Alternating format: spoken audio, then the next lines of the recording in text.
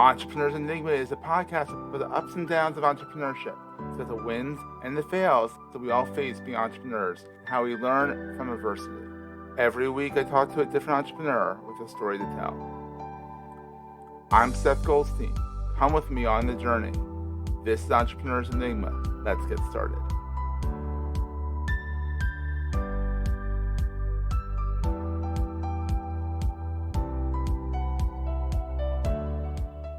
Hey everyone, welcome to another edition of the Entrepreneur's Enigma podcast. I am, as always, your host, Seth.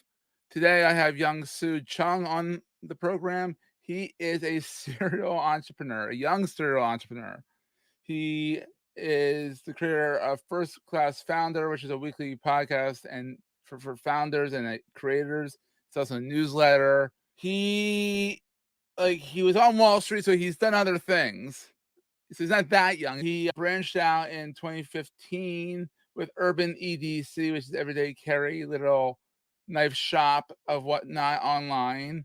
Then he got bitten by the bug again while still doing Urban EDC because he's a really cute French bulldog named Humphrey. So he and his wife decided to do a online dog boutique named Spotted by Humphrey, who's the chief barketing officer. And they have over 150,000 followers across all the social channels. Then, as if that wasn't enough, come on now.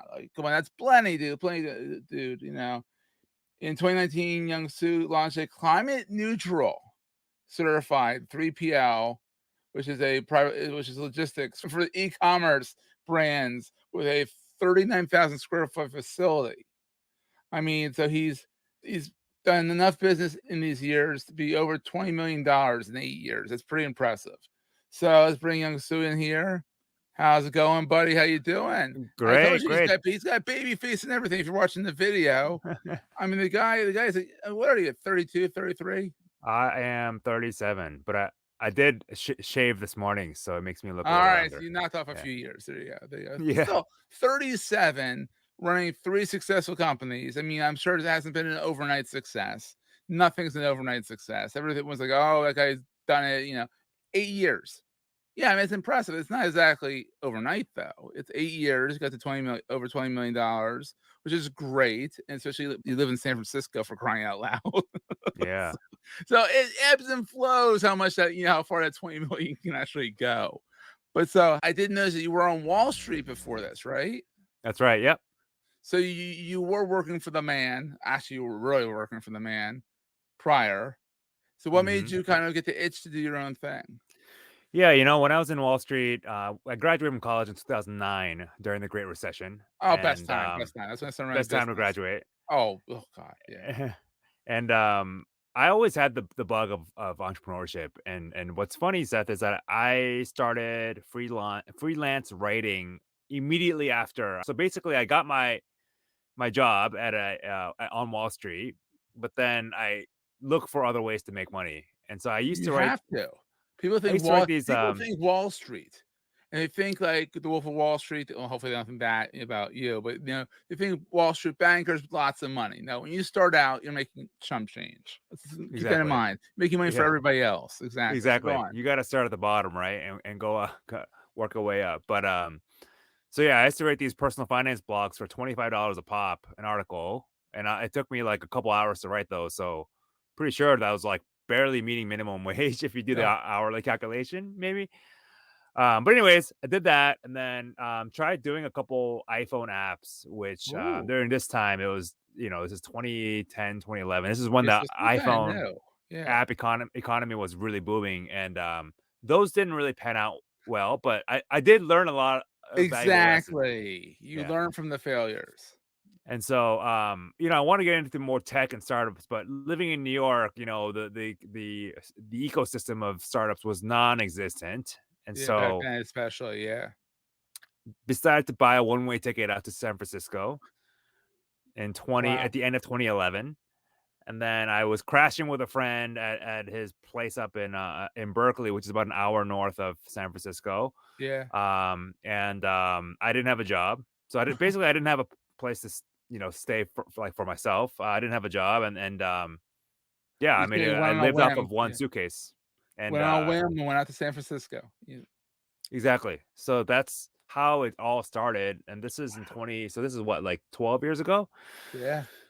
And then I worked at a couple of different startups, Yeah. including one that was a blockchain crypto company back in 2014. Wow, So it pretty early existed on. back then, everybody. It existed back then. Just Yeah. no one knew what the heck it Yeah. was. And then after that, I decided to launch my first e-commerce shop, Urban EDC. This is September 2015 is when I launched that. So So why everyday carry? Why knives and like gadgets and yeah. gizmos? So I did an exercise for myself where I was looking at my credit card statements. And usually when you look at your credit card statements, well, first of all, you're kind of It's like, eye-opening. it's eye-opening, yeah. And so I aside from like the normal stuff like groceries and utilities that you have to pay for, there were things on that on the credit card statement where it was like, all right, I'm spending a lot of money on like titanium pens or these Yeah. like A desktop dude thing. toys. Yeah. And so I was like, all right, well, can I turn these expenses into income somehow? And Oh. so I thought, I'm already into everyday carry gear. And Yeah. so why not just start a shop? And then everything if I start a shop, then first of all my hobby expenses can be tax deductible, but also like I can create an Yes. online A shop. man a man after my own after my own heart. I love it, dude. That's what I do for goes to Yeah. me. Like, oh, I need something. Unfortunately for everyone who wants to buy me something, it's a tax write-off. So please don't buy it for me. We're gonna take a quick break, hear from our sponsors, and get right back to the show. Like, Yeah. So that is how, yeah. I mean, I was just analyzing my credit card statements, decided, hey, this is something I spend a lot of money on. Let's start something here. And so that's how Urban EDC started. And that was in 2015. Yeah. And then I guess your inspiration for, Spy by Humphrey was the little knucklehead, Yeah. your little Yeah. doggy. So he came to us in 2017 and then we weren't planning on it, but he gained quite a bit of following really fast. And this is He's right around cute. Instagram when Instagram started boosting the videos because it Yeah. was transitioning from photo to a video platform, and a lot of his videos went viral.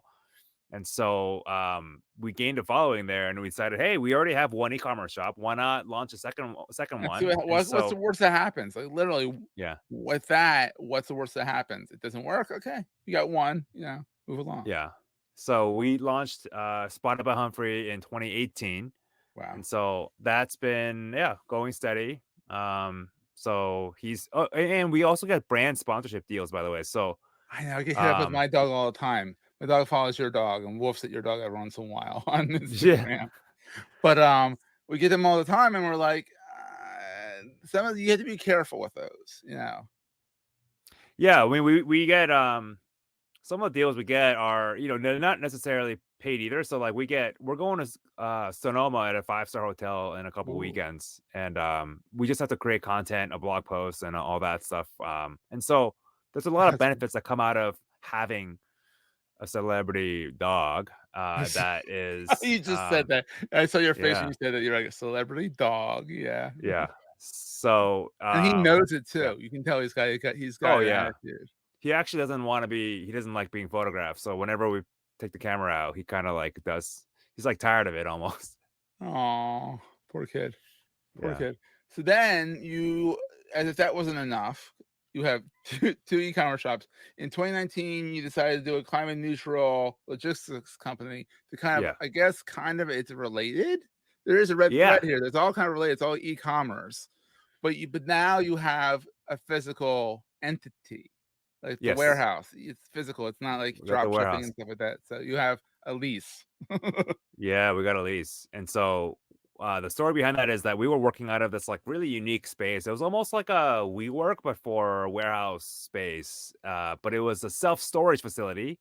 So they didn't market it as that, but there were a lot of startups in the e-commerce space that were like in this large warehouse subdivided into smaller sections, like working together. Wow. And we were doing great, and these people saw us what we're doing, and they're like, "Hey, who's doing your fulfillment? Because fulfillment is such a pain for us." And so Oh, it's a pain for we had everybody.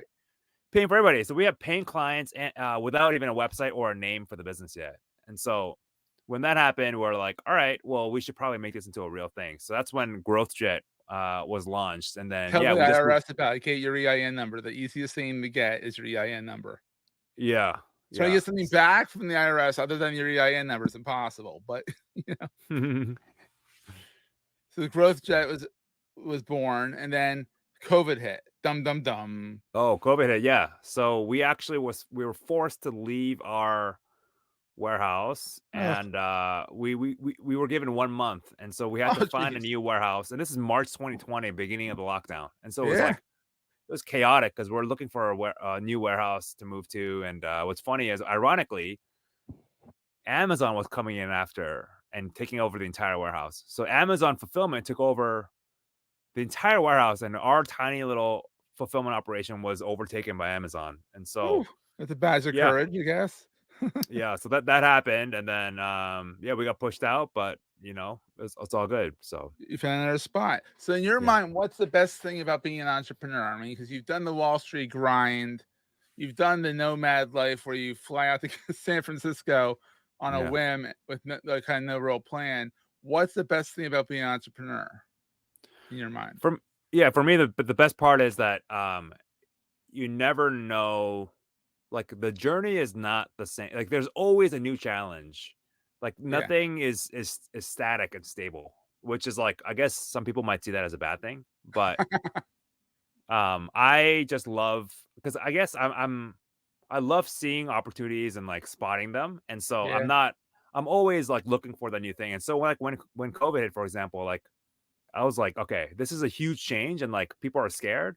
Like, where are the opportunities? Because this is gonna change some things, right? And so, um, yeah, that was a big shift in my thinking. And the best part about, so in my opinion, the best part about entrepreneurship is that we have, it's not a steady thing where predictable revenue. Okay, well, I go to my 9 to 5 job, I sit there, Mhm. I know what I'm supposed to work on, and then I leave. Like, it's so boring for me. Like, entrepreneurship to me is like every day is a new challenge.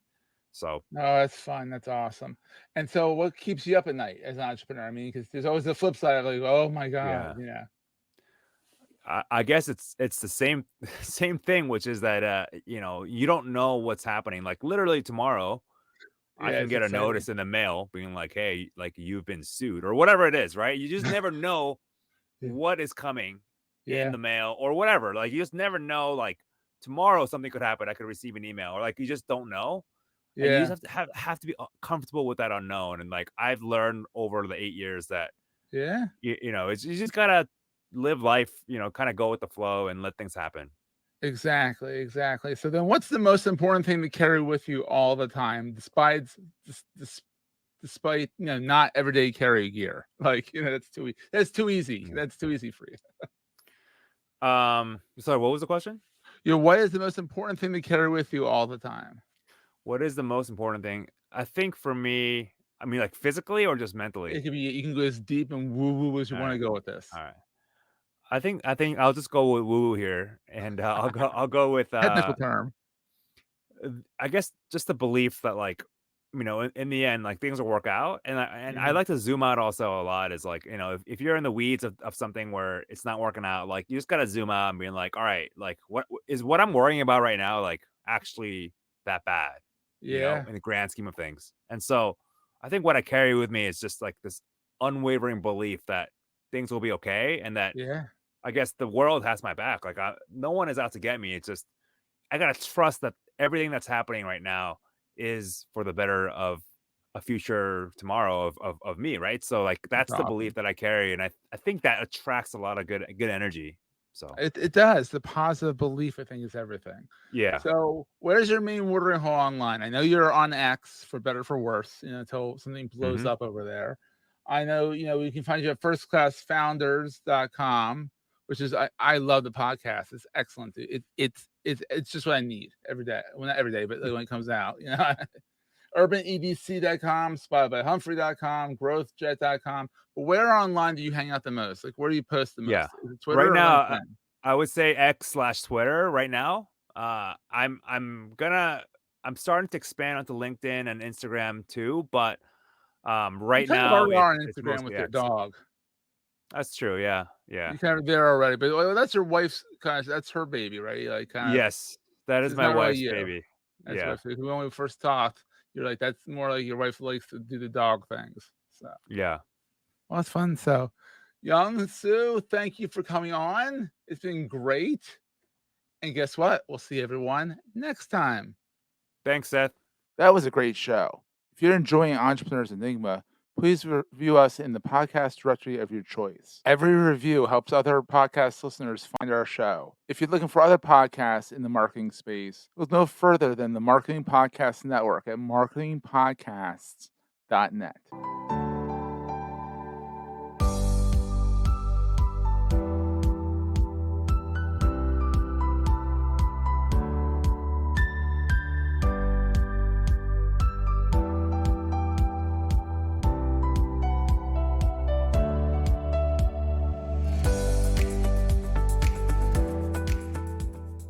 Goldstein Media hopes you have enjoyed this episode.